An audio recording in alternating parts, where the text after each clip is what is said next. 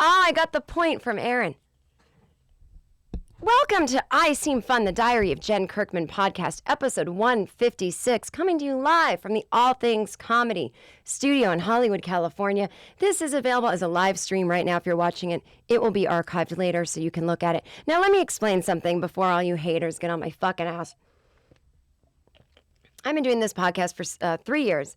It has a great fan base. It is a podcast you're supposed to listen to. This live stream is not a television show. It is not meant to be visually stimulating, except me and my fantastic shirt. It is, you are watching someone record something that is meant to be listened to. So don't complain, hey, it gets boring. Of course it's boring. It's a podcast.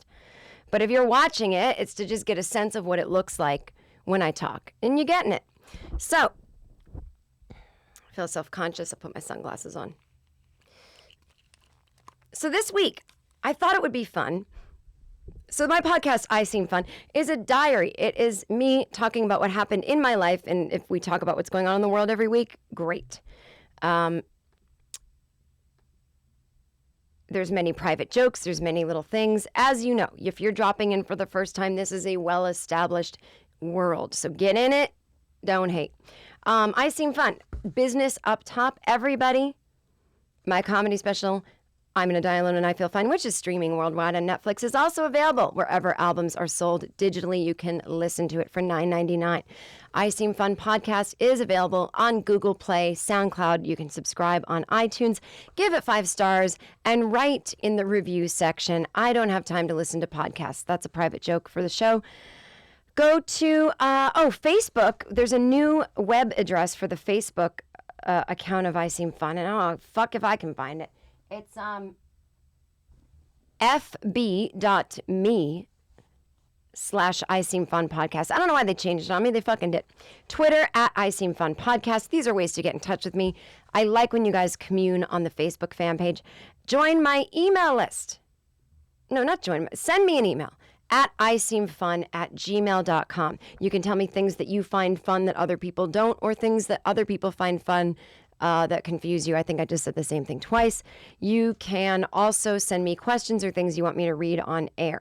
Again, as I said, I'm part of the All Things Comedy Network. Go to allthingscomedy.com and look at the other, or listen to the other awesome podcasts. And December 3rd, Los Angeles, I will be at the Hollywood Improv, 8 p.m. for the Jen Kirkman 4th annual Dysfunctional Christmas Show. I would hurry up and get tickets because we just had a giant party of, I think, 75 people who are having an office party coming to that show. So that took a significant bite out of tickets. Don't wait. It's $20, and for $20 you get a night full of great comics talking about dark and stupid family stories. Me, and the part of the donation goes to the LA Food Bank. And if you want to be extra charitable, bring child's pajamas, new, and a book, children's book for the pajama program. And, or you don't have to bring a pajama and a book. And you can donate it in the box there, and I will send it to a great program called the Pajama Program. So go to jenkirkman.com, click on tour dates. Tickets are available. Hollywood Improv, December 3rd, 8 p.m. It's a fucking great show. And so you I Seem Funners, I really need you to come out and bring the charitable gift, because I think regular people that just buy tickets, they're not going to read that they should bring pajamas and a book, and or a book. All right, great. So that's the business up top. I thought today would be a good day. Well, my podcast comes out every Tuesday night at 9, and I had to record one anyway, and I thought maybe it'd be good to do one during the election, because people might be nervous as fuck and they want to get their mind off it and listen to or watch something that isn't about the election. So I will not be talking about the election today as we know it. I might mention something about women getting the right to vote and an interesting fact about that. But I have nothing to say. We're not giving you live updates on any states or what's happening. I have no information. I'm in a bubble. Tonight, after this podcast, I'm going home. I'm putting up my Christmas tree. It's a fake tree, so it's not going to catch on fire in 3 weeks.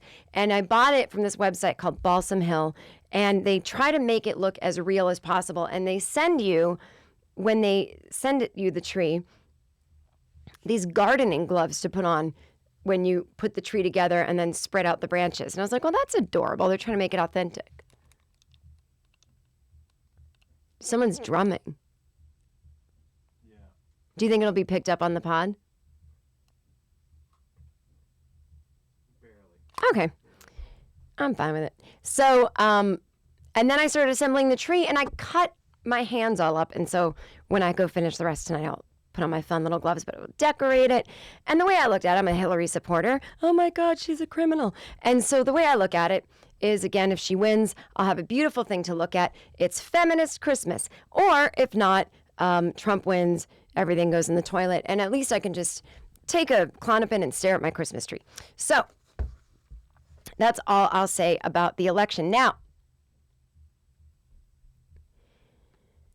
listen, I'm sorry to get so lady heavy at the beginning, but I saw a friend of mine tweet, she said when she was growing up, she's in a band, women were told they couldn't play bass. And so she said, this tonight is big for me, first woman president. And so I took a cue from her and I put on Twitter, this is a true story. I said, when I was in grade school, a teacher told the boys, when I was taking typing, I can't find the tweet, that's why I'm saying it unless... Where the fucking tweet? I said, when I was in 6th grade, the male typing teacher told the boys they didn't have to pass class because they would have girl secretaries. That was a real thing. This is before computers. We had word processors. And typing was really seen as a gender-specific thing. You know, men at this point now, of course, whether you're an executive or not, men and women type, I think, fairly equally. I'm sure there's statistics and everyone's going to yell at me. But, we were using our iPhones, our Blackberries. Men use their laptop to send emails or look up porn or whatever. And so people are typing. Back then, it was really kind of a female thing. You're a secretary, you type. And this was only in 1986. I mean, it wasn't the 1800s. And so some guy on Twitter wrote, unless you're way older than you look, he was an anachronism even then. No, he wasn't, because I had a science teacher who told me I should just get pregnant and give up my dream of being an actor. I had a gym teacher who molested one of the girls, and she was so afraid to talk about it, she didn't report him. We had, the teachers were monsters, some of the male teachers. I would say about 30% of them said sexist things, was even all the way into college. And so I wrote back to this guy, no, he wasn't. It was 1986, and I heard shit like that well into the 90s from teachers. Don't tell women their experience. Then he writes back, I was in grade school a decade before that, and he wouldn't have gotten away with that. And I wrote, you can't be sure that you were aware of every instance of sexism in your childhood, and because you didn't hear about it, that it didn't happen. Like, I wish if Hillary getting elected tonight, and I know, of course, here I am talking about the election, if it could wash away one thing, it would be this men telling women their experience. I know it seems innocent, I'm just tweeting, and you're like, he's giving his opinion. But why is he giving an opinion on my fact? Why would you give an opinion on someone's truth? That's what I don't understand. No, he's just giving an opinion. There's not to have an opinion about. There's no opinion about what happened to me. But one of the instances that happened to me, you don't need to give your opinion. If a black person tweeted, 20 years ago, my teacher told me that, I looked like a thug, you wouldn't tweet them, that wouldn't have, that was a bad teacher. That's not what it's like. Yes, it is. Yes, it is. It is so, men can be, who are looking to exonerate themselves, is the word exonerate? Whatever the word is. They're taking everything so personally. It's like, why? Why do you have to explain to me that guy was like 1 in a million? Like, that never happens. That's the reason I told it. If it was just one dude, I would never even mention it because I would have forgotten about it. It was but one of the many experiences. What don't we get about that by now on Twitter? What don't we get about that by now? It's not just one time a woman got catcalled. It's every 10 minutes of every goddamn fucking day.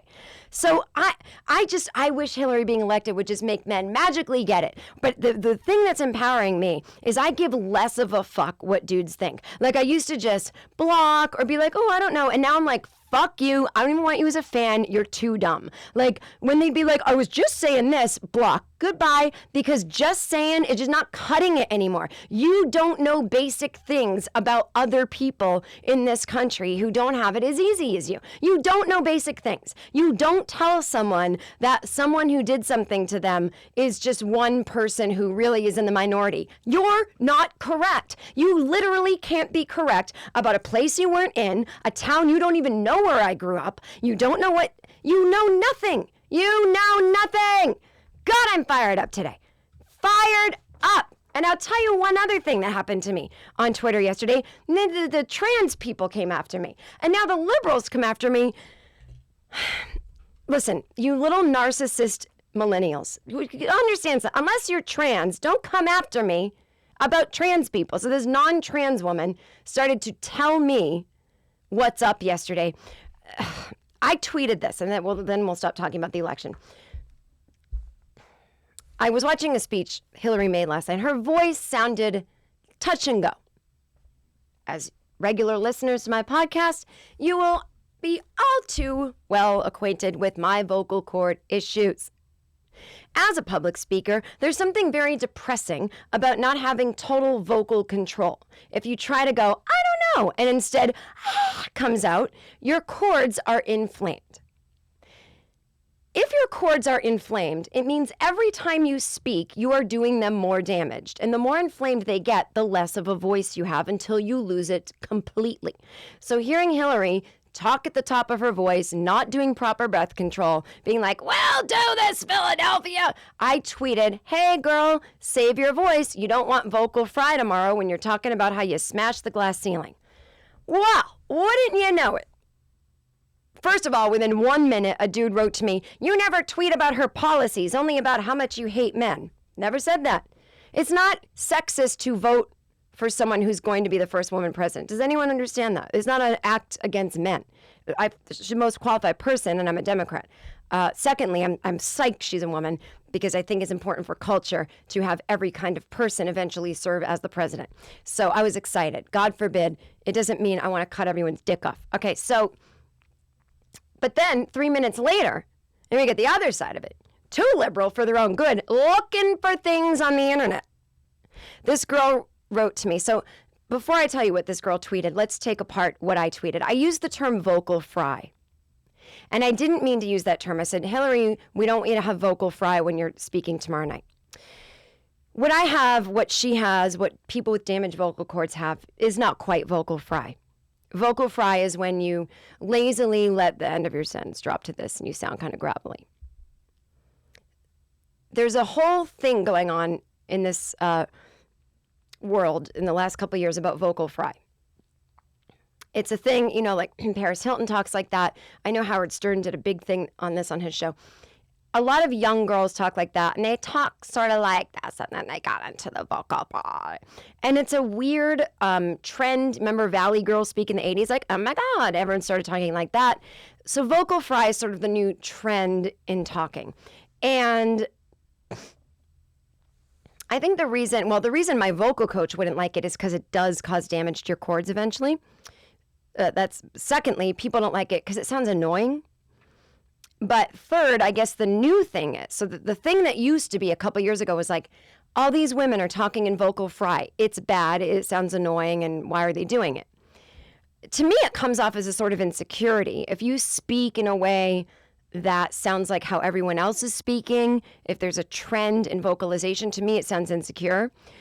But I guess the new thing, and I'm a feminist and I don't agree with this, is that stop telling women not to have vocal fry because you're saying that women should only have high-pitched voices. And I didn't say that. My voice is low, low, low. But you need to keep it clear, clear, clear. So I was not saying that. Then I guess there's a thing where people transitioning, there's a big debate. Should you have a woman's voice if you quote woman's voice, if you're transitioning into a woman? If you're going through the transition, your voice can get raspy from learning to talk a different way and not getting it at first, or you choose to have it that way or whatever. That's not what I was talking about. I'm talking about a non-trans woman who is not trying to speak in vocal fry, who has a perfectly good, not too female, not too masculine voice, who is going to lose it from improper vocal technique. And she's a public speaker, and I was just thinking how, if she's the first female president and all, it'd be nice if she had a fucking voice tonight. I was worried about her losing her voice completely. So this girl wrote, again, a girl who is not trans, wrote to me, well, Jen, and explained the whole vocal fry thing to me that I just explained to you as if I don't fucking know it. Like, you write one thing and these kids think you're stupid. It's like, honey, I'm old enough to be your mother. I know a thing or two. But where I have the maturity you don't, is I don't fucking type it out on the internet all day to people. You can know things and shut the fuck up about it, unless asked. And so I wrote, sorry I used the word vocal fry. I have 140 characters. I meant to say I hope she doesn't lose her voice. And then the girl wrote, no, but did you read what I read? It's still important to learn. Fuck you, I know it already. And so then someone trans wrote, I'm trans, this didn't offend me. You said someone didn't want to lose their voice. And then in that way that you do when you're desperate to be correct, I'm like, that's right, one trans person agreed with me. And so then someone else wrote about the girl that wrote, you know, don't make fun of trans people, which I wasn't doing. This other woman wrote, but Jen, it's important to hear all points of view, and I think that you should take in what she said. Like, I don't have to take in what she said because I already know what she said. She's willfully misunderstanding what I tweeted. I just want the president, whether it's a man, a woman, a dog, or a cat, the presidential candidate that I support, I don't want them to lose their voice before their big speech. Fuck yourself. If you read anything more, it's complete narcissism. Especially, I could understand if you were the group. If a trans person was just all day long, that fucking hatred that comes at her for being trans and the voice issues, and you read something really quick and you're like, no, I'm sick of people, and you tweet that, that's fine. But someone who's not, who's just like social justice warrioring for everyone else, it's narcissism. It's fucking narcissism. You want to be heard so badly. You want to feel important so badly. It is not about standing up for the little guy. It just fucking isn't. Because if you had that kind of empathy, you'd have that kind of empathy towards me. That's it. Period. End of story. I don't mean I'm the little guy, but I mean you would read something and not assume the worst of someone. So, I know I'm fired up today, yelling at the camera. I'm not normally this Howard Beale, but this is how I feel. So,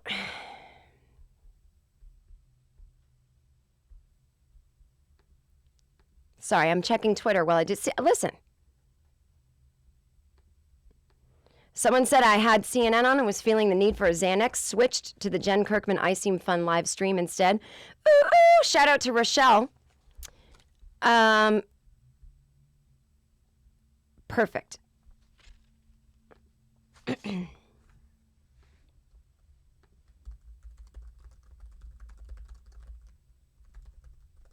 Sorry, I just tweeted something really shitty to that guy. He wrote back, the guy that wrote about the typing teacher, he wrote, change is slow, I guess, and probably spotty and lurching. And I wrote back, yeah, no shit. Women have known this forever. Thanks for catching up. I'm just not in the mood. Not in the mood. We're not gonna take it. No. Isn't that Trump's song? It was at the beginning. Okay. So here's what I wanted to talk about. Listen, let's just fucking... I can't not think about stuff going on in relation to the election, Aaron. I can't. You forgive me? Aaron doesn't care. He understands who he's dealing with here. Well, I thought it was cool that everyone's going to Susan B. Anthony's grave and putting the I voted sticker on it. I actually can't believe no one has stopped that because it's technically defacing public property. Because on Oscar Wilde's grave in France, no big deal. You guys don't have to go there if you don't want to. People would kiss it with lipstick marks. I was one of them. And then I went back to it a couple years later and they put a giant fence around it so you can't. I feel like Oscar Wilde would have loved that. But I don't know if Susan B. Anthony, I mean, she'll have loved the gesture.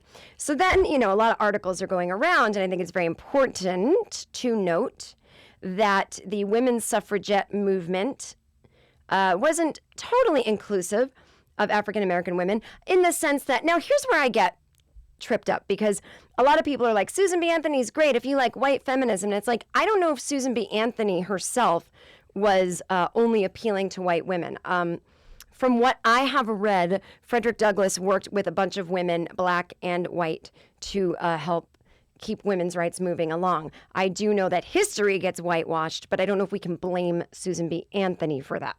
And maybe that's not what people are saying. Maybe people are saying, I identify more with other people. So, women got the right to vote in 1920, black and white women.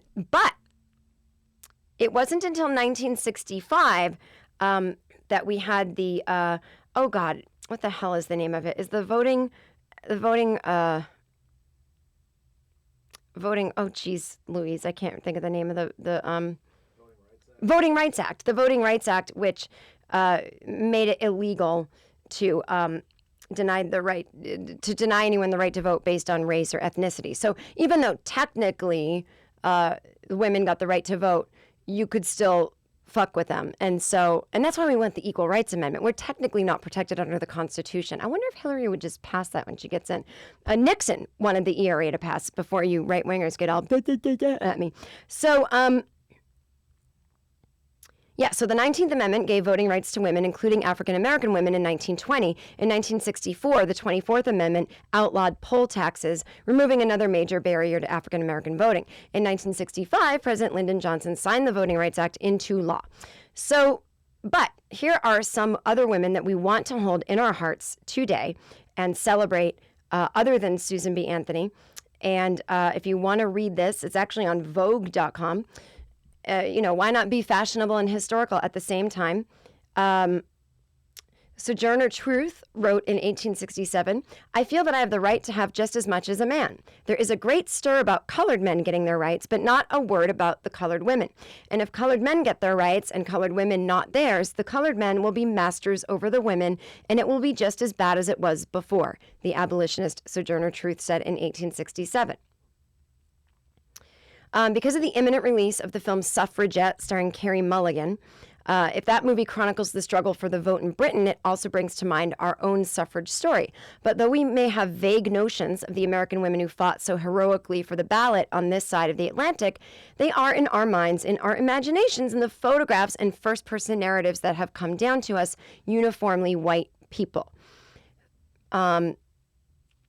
Rendered invisible in so many accounts, black women were, in fact, doubly brave, fighting a dual oppression, marginalized, trivialized, humiliated, and dismissed for being both black and female.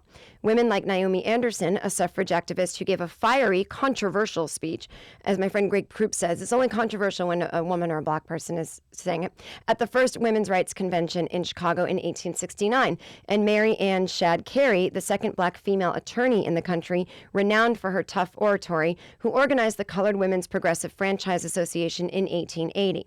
Or Anna Julia Cooper, who once announced, "The old subjective, stagnant, indolent, and wretched life for women has gone. She has as many resources as men, as many activities beckon her on, as large possibilities swell and inspire her heart," end quote. Or the educator Nannie Helen Burroughs, who asserted, "When the ballot is put into the hands of the American woman, the world is going to get a correct estimate of the Negro woman. It will find her a tower of strength, of which poets have never sung, orators have never spoken, and scholars have never written."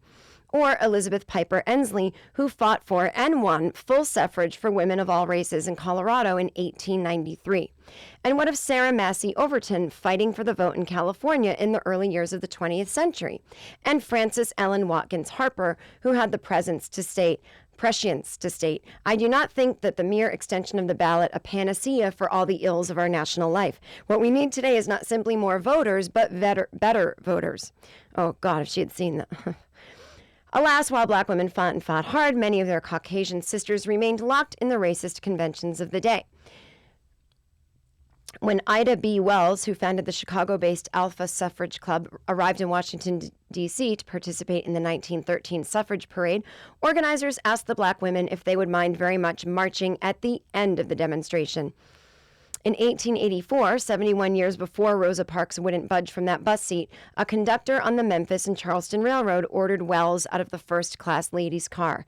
She sued. This time around, she attempted to get the white Illinois delegation to disavow the parade's enforced segregation. It refused. Wells, in turn, refused to take her place at the back of the line. Bystanders on that day, more than a century ago, would have seen her emerge from the crowd and take her place between two white delegates, striding into history. So, let us not forget everybody.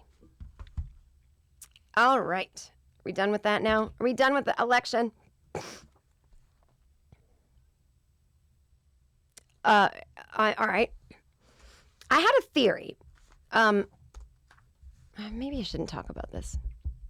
Well, I was just in Iowa City this weekend, which was fantastic. I love Iowa City, you guys. It's I don't think I could live there. I don't think there's enough going on quite for me. But the people are fantastic. It's almost like when you meet smart people who aren't cynical and shitty, some of your bigger cities, smart people are a little smug about it. There's this just kind of kindness to the Iowa City folks, and I don't know. I felt like everyone's face wasn't in their phone the whole time too. Anyway, great show there at the Witching Hour Festival, and I wasn't able to. I was gonna fly in a night early because I wanted to see Pussy Riot speak. But I would have had to get up at 4:30 in the morning, and that was just not going to happen. I instead got up at a more decent hour, like 7, and got on a flight, got to Iowa City, and the next day went to see the Iggy Pop documentary, Gimme Danger, by Jim Jarmusch. And it was so fantastic. I loved it. I saw it in a little movie theater. And well, first of all, the guy that announced it was, part of the festival. And he was like, so we've got so many great things at this festival. This person spoke today. And now we have this movie with Iggy Pop that I'm about to show. And then tonight, the headliner at the Englert Theater is Jen Kirkman. Whole audience silent. Someone sneezed. I was like, what the fuck? It was humiliating. He didn't know I was there. I just, I was slinking in the back. And then I asked the crowd that night, had any of them gone to the documentary? And a bunch of them said they did. And I was like, why didn't you fucking cheer after my name? But I love the documentary. I thought the thesis statement of the movie was this: in 1973, they'd been influential in touring, but the Stooges still weren't famous or whatever. And then it kind of didn't address that. It just was sort of how they got together, and it was very cool. And Iggy Pop's a fun guy. I think he would be an icing funner. I really do. And I just loved it. And then I got introduced to his Instagram account. So if any of you don't know who I'm talking about, at the end of every I Seem Fun episode, you are hearing a Stooges song called No Fun. So there's something. So download that song if you're going to get anything. That's a great song to help you get into them.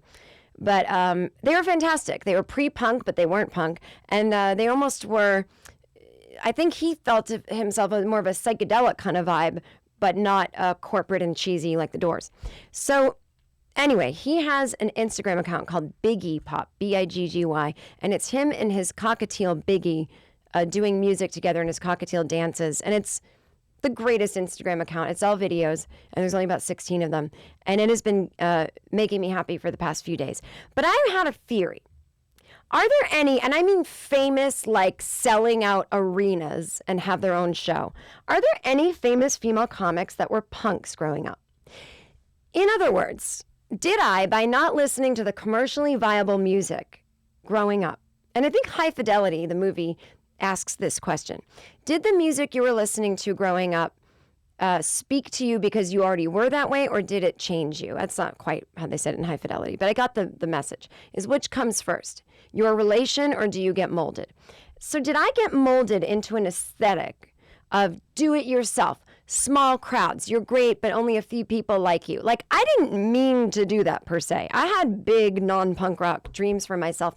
And then I realized, God, did I listen to so much? I mean, if you think about music, 3, 4, 5, 6 hours a day at least. I mean, I listened to music as a teenager in my headphones in between classes at school, during at least one lunch hour, walking to and from school at least 20 minutes, in my room all night, 3, 4 hours. I mean, that's a lot of music all day long, and it's just constantly the punk messages of like, everything popular sucks and all this. And so I feel like I never learned to play a certain game or be a certain type of person.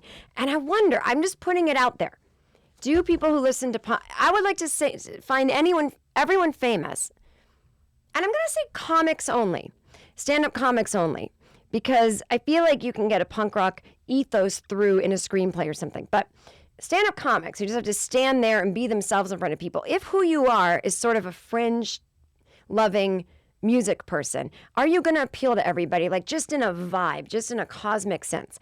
I would love to list like the 20 most successful stand-ups, maybe not of all time, because you have to understand punk was going on during some of the most famous comics. So to get into older punk of bands that have broken up when you're a teenager in the 90s is a certain type of person that doesn't really go with the mainstream. So if you're, let's say from the 90s on, the 25 to 30 most famous, successful, financially earning stand-up comedians, how many of them had a punk rock background in terms of what they listen to? I bet it's only 10%.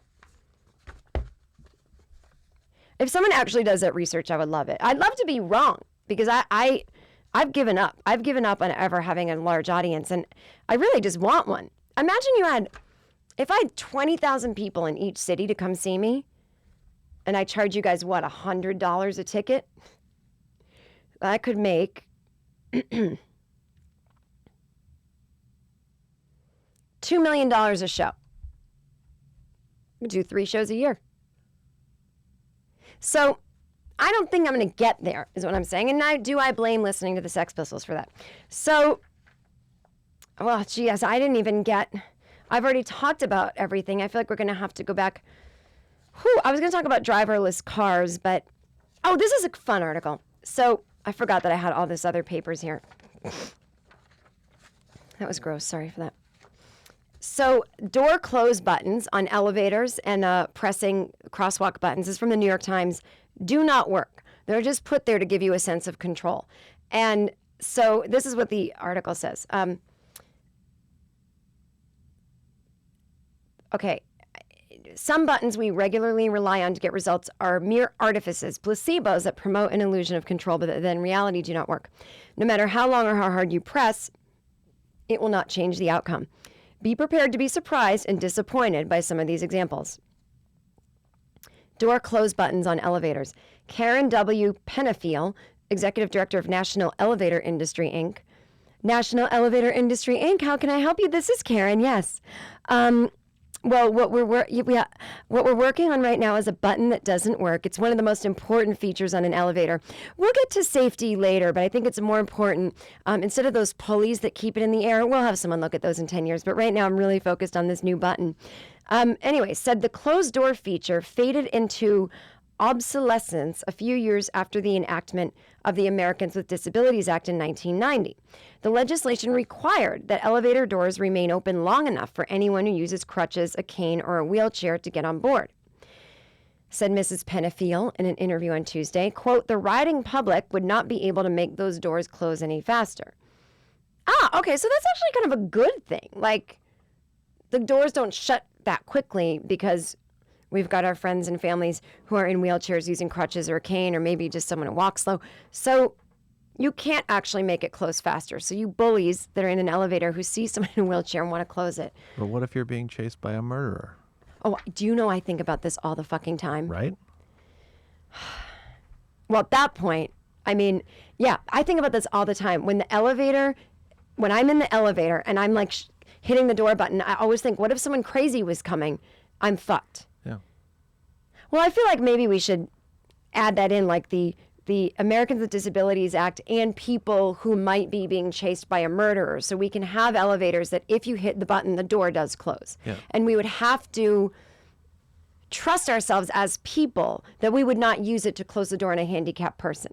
No. If you hit it like with your do not disturb on your phone, like if someone calls 3 times in a row in less than 2 minutes or something, it will ring.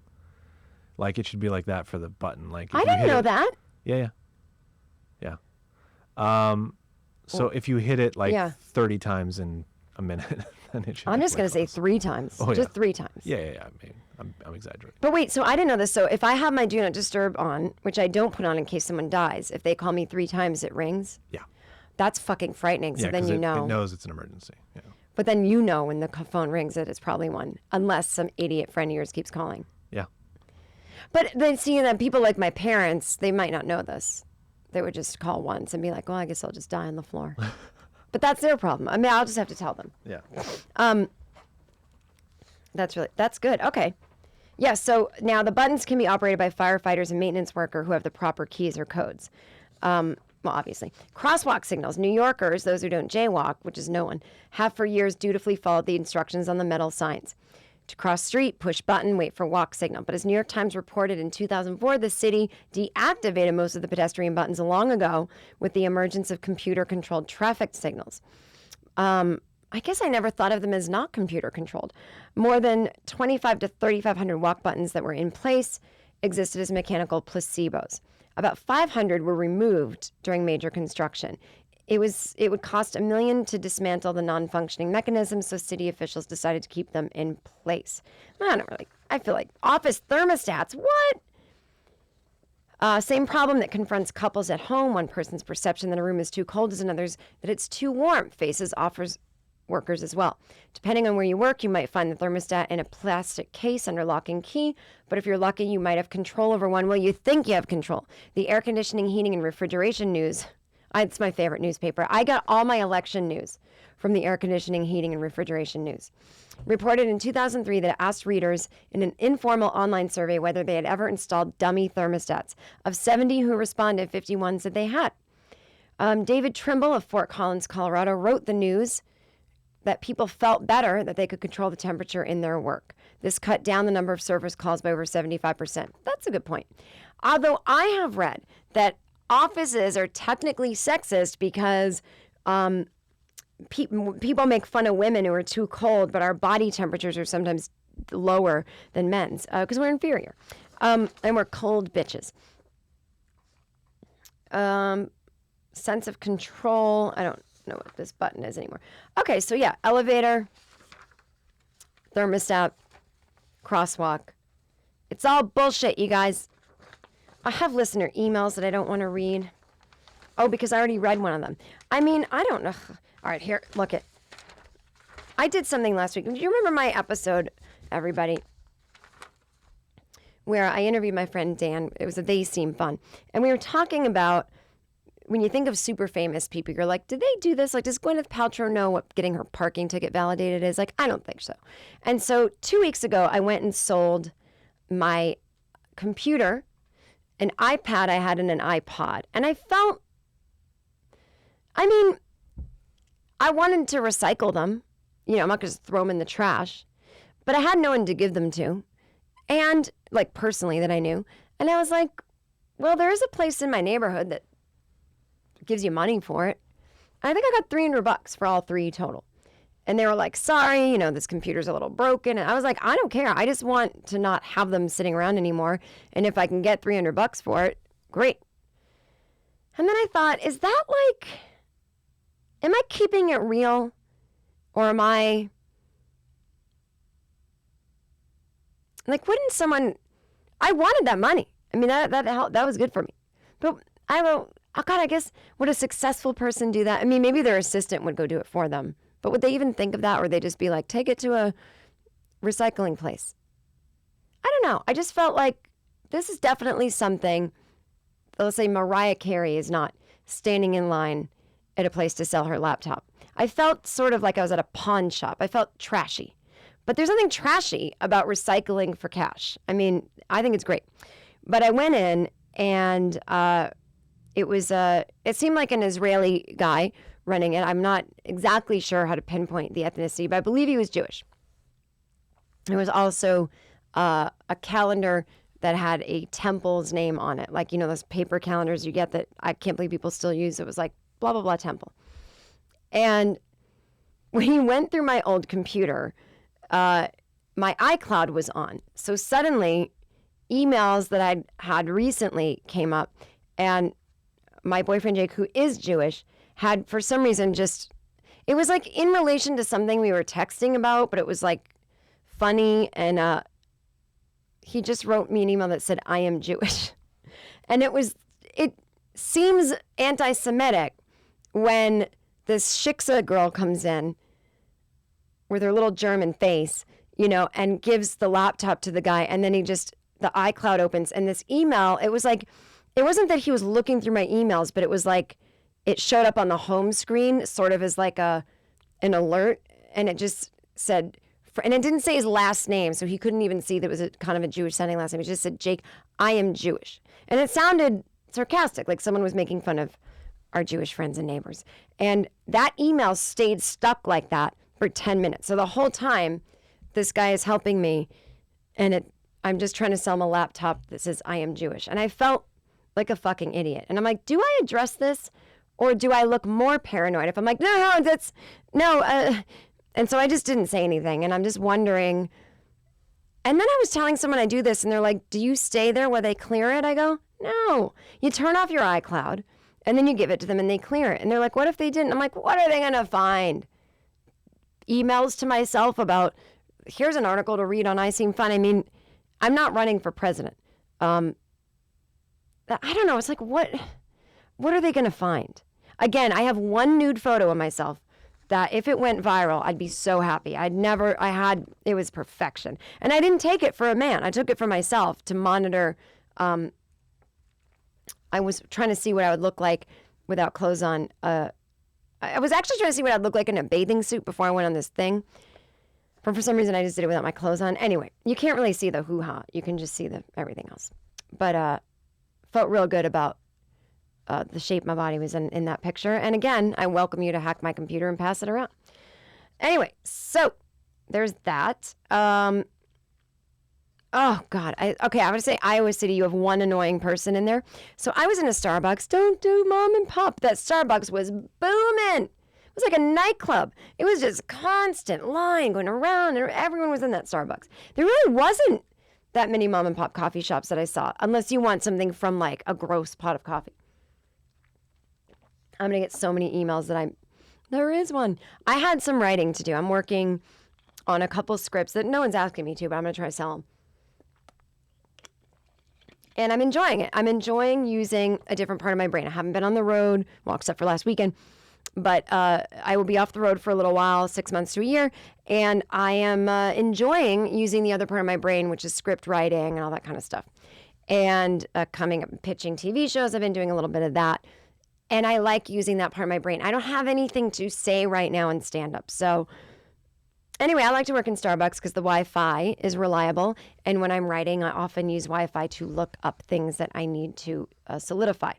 So, and I trust the coffee. I know what it's going to taste like. And I am cleared to drink decaf by my vocal coach, therapist, doctor.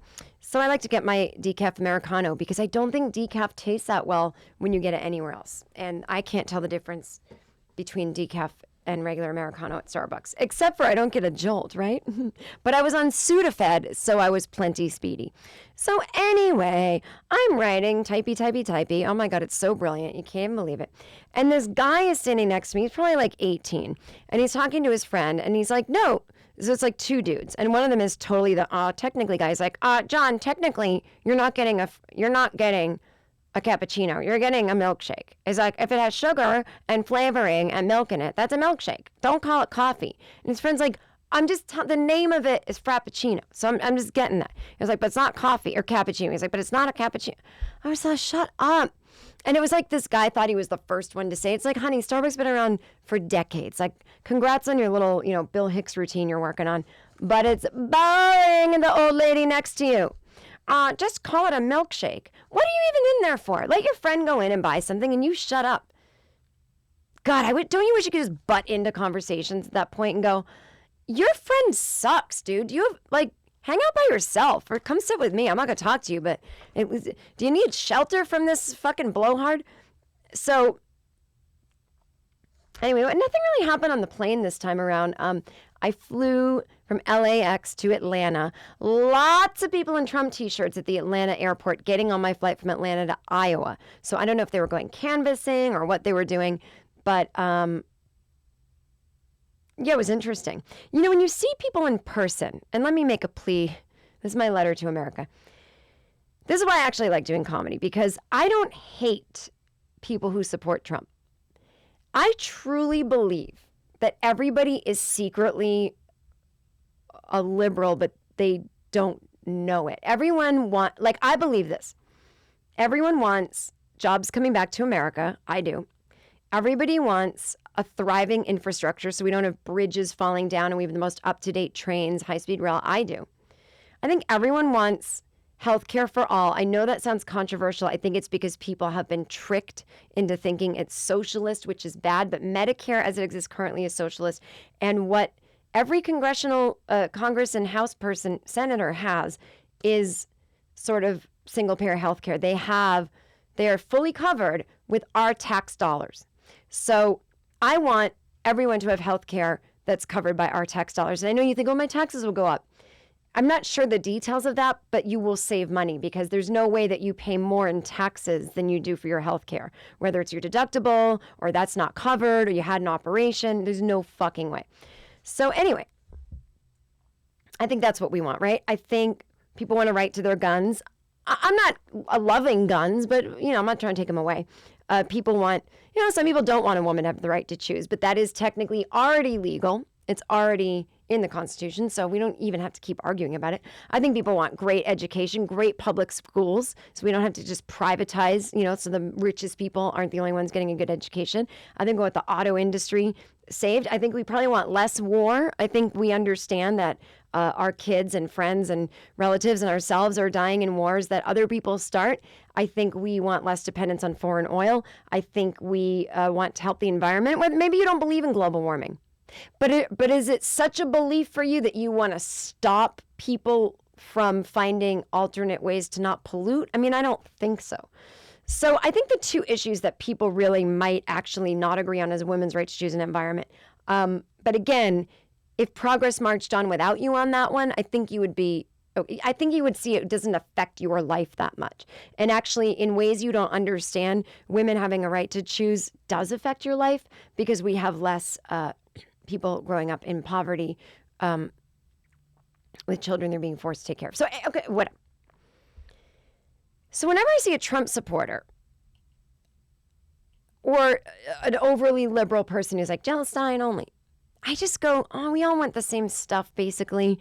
And they're probably really nice people because I have Trump supporters in my family and they're so nice and I love them and they're not bad people. And they may be racist in general, which is inexcusable at this point, but one-on-one they would not be if they actually had people in their life that were different religions, different colors, different genders, different gender identity, different whatever,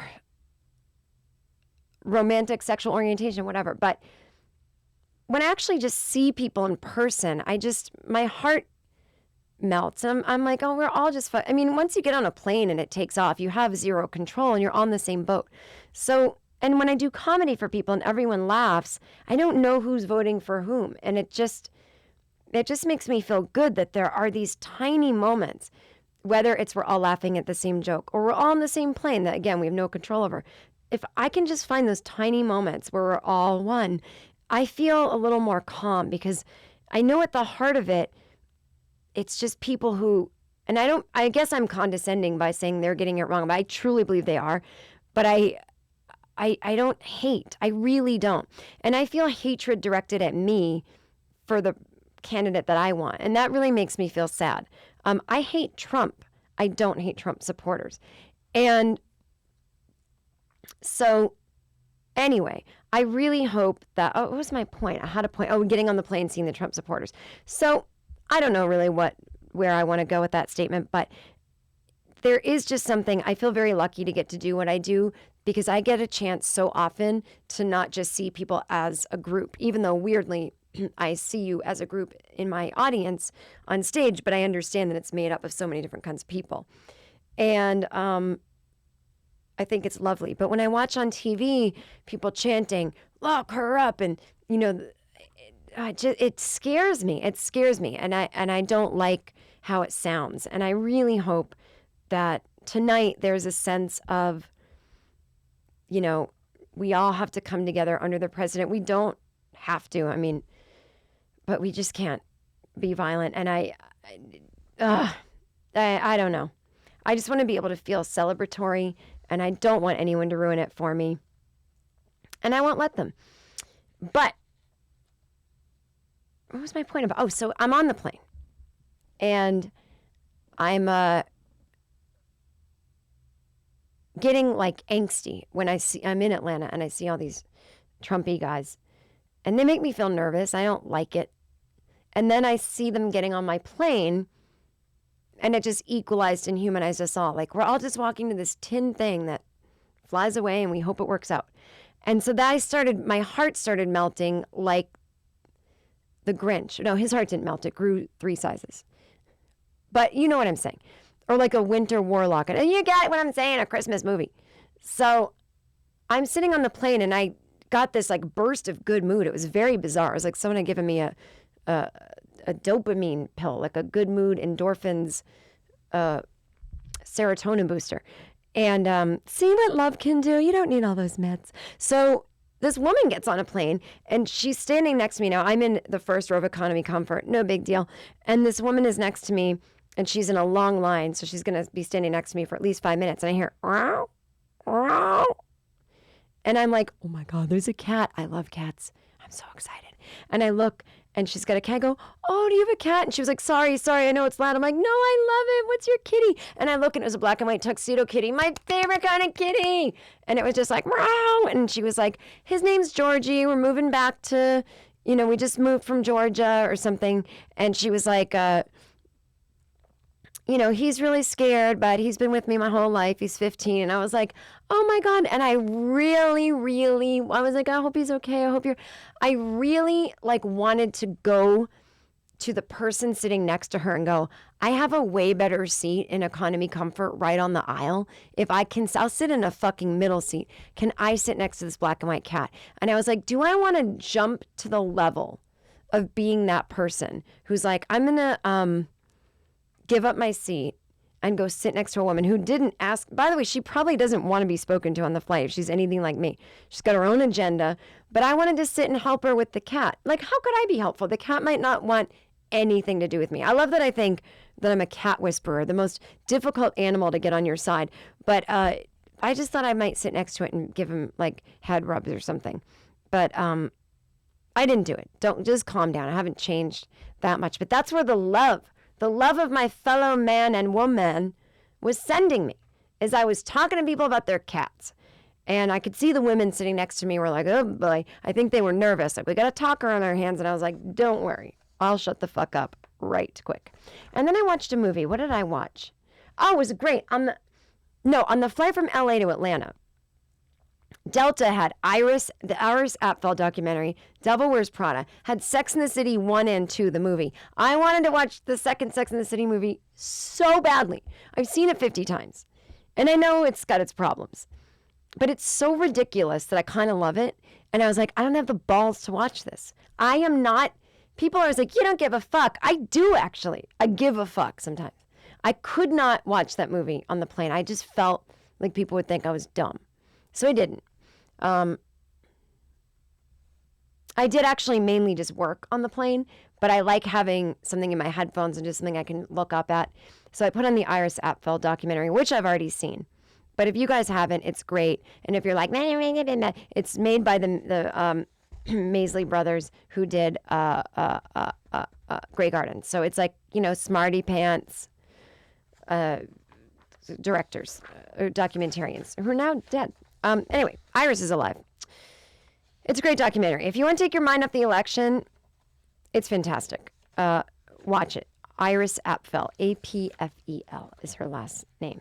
And the documentary is just called Iris, and it's great. It's about a 95-year-old fashionista woman in New York, and she and her husband had a fucking rich life. They never had kids, by the way, and they just went around the world and procured and curated fabrics and stuff, and they used to decorate for like the White House and other famous people, and just like two really cool meant for each other old people hanging out in their Manhattan apartment. She keeps her Christmas decorations up year round. I mean, oh my God, my tree. I had to get home to my tree.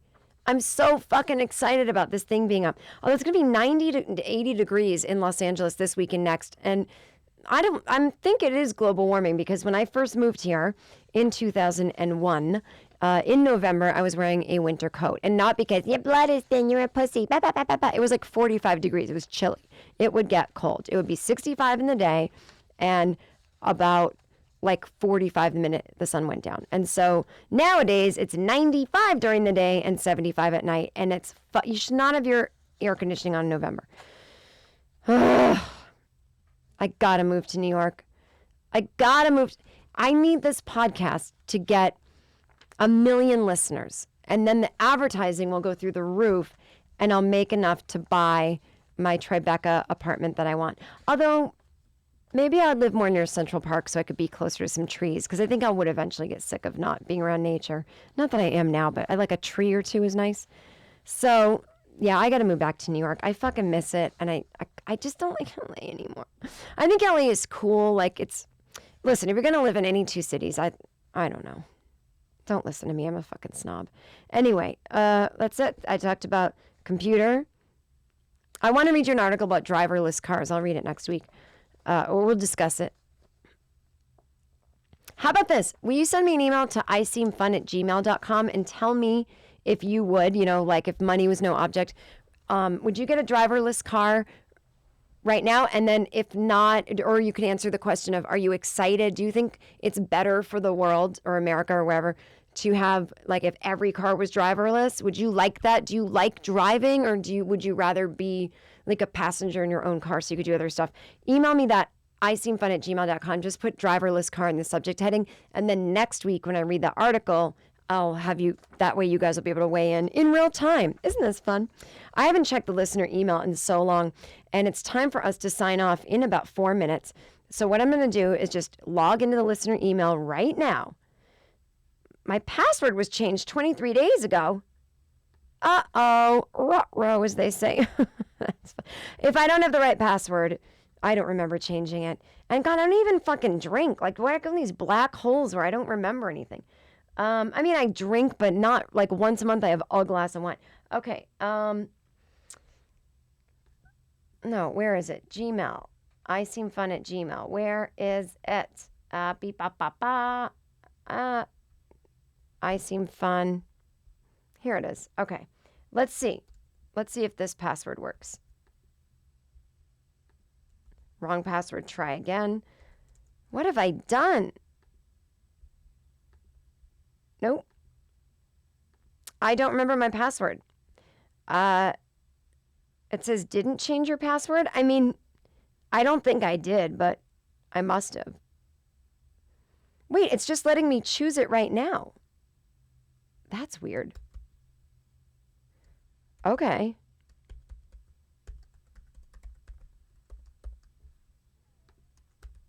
Hang on one sec. I'm changing it right now. Yeah, that's right. That's what you can get on the I Seem Fun podcast, is someone changing their password in real time.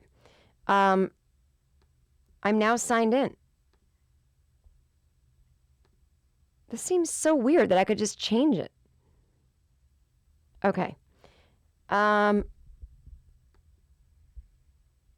Okay. Dear Jen, this is a compliment email. Who gives a shit? I'm complimenting myself. The subject heading is, thank you for validating me, though you don't know you did. Ooh, I love it already. Dear Jen, I am a girl. I am a girl who never stays in the same place for longer than a few months at a time.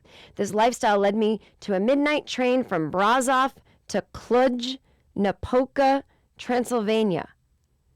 I'm sorry about that pronunciation. With no one who spoke English or German, but an anti-Semitic troubadour. If I wanted to have a conversation, it had to be with this violinist who told me he knew I was a Jew and that the Jews have suffered so much because they didn't accept Jesus. Well, this dovetails nicely into my story about selling the computer. I began to fear for my life. I got off the train at the wrong stop and ended up in the middle of nowhere. I lived, but I was scared. Now everyone tells me I'm stupid for having been there in the first place. Cut to the 1st of October, I found myself sitting in the second row at your Netflix special taping. Ooh, ooh. When you started talking about your solo trip to Italy and all the strife you took for solo traveling as a woman, and later when you talked about street harassment, I felt so good. I saw that you, one of my heroes, are like me. You have the kind of life I strive for, and you got it from saying yes to life and not doing what girls are supposed to do. I love your book and your podcast. I swear to go to every one of your shows I can. Alex the Kid Seymour. All right. Thank you, Alex. Well, listen to me. Don't look up to my life too much because it's a lot of work. Touring this year took its toll on me, and it was a lot more work for what I had intended to put into things. And so it took away from a lot of areas in my life. So I didn't live a very well-rounded life this year. and I'd like to fix that. And so that's why I'm taking some time off. But I guess you're right. In general, I kind of do what I want when I want within reason. I have never been to Brasov or Transylvania, and I think traveling for fun is really cool and something, if you can financially get it done, do it. I actually don't travel for fun too much, and so I'd like to do more of that myself. So look up to yourself, not me, because you already had done this. And, yeah, you weren't stupid to do that. I mean, you didn't know that you were going to run into an anti-Semitic violinist, and people can be awful and scary and try to murder you anywhere you go. You can walk outside your house and something bad can happen at the local coffee shop. So why not travel, take a risk? And I'm glad you validated, you felt validated. So that's great. Okay, I guess that's it. I've got a lot of emails. Oh boy. Hang on, one more. No, never mind. Okay, that's it. Well, this is how every episode ends. I start wandering and I get ADD, and it's perfect. I am going to drive home now and begin putting up my Christmas tree. Until next week, which will not be a live video podcast. Oh, next week's episode, so many people keep asking me how I got over my fear of flying. And I was getting frustrated because I was like, God, I talk about this all the time on the podcast. I've talked about it in my books. And I'm like, you know what? I'm just going to make an entire episode called Fear of Flying. And so next week's episode is going to be from every angle, from medication to books I read, to meditations, to psychiatric advice, to just life experience, how I got over my fear of flying. And it'll be a full hour, and it will take it apart from every angle, and you can pick which angle might work best for you and your fear. And I'm really excited to do it. I'm like putting a lot of work into it right now in terms of outlining exactly what I want to talk about, because I really want it to help people. And that way, when people ask me how, I can send them a link to that episode. So I hope you find that interesting. I think it'll be really cool. And then, of course, coming up this Friday night is the third episode of This Week Seemed Fun, where I talk about pop culture and politics news that meant something to me this week, not necessarily the world at large. Okay, so until this week seemed fun or next week, have fun.